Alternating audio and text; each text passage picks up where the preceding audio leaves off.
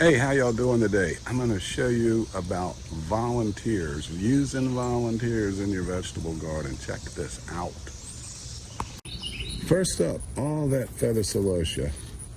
Originally planted feather celosia, I think it was 2020, and it just keeps coming back. Pollinator magnet. Not that corn needs that, but there are watermelon vines in here. And yep, that feather celosia has spread all the way down here. Actually had to pull it in this area so I could plant my corn. The zinnias I planted, they're not volunteers. But if you look closely, you see more feather celosia. Again, you want that stuff all around your vegetable garden because that will bring in your pollinators. And then the king of reseeding, sweet 100s. This plant is, I think, the great.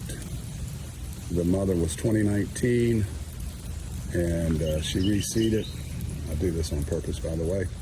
And I moved a couple over here in 2020, and they came back 2021, and they came back again. There's at least 4 in there. It's hard to tell.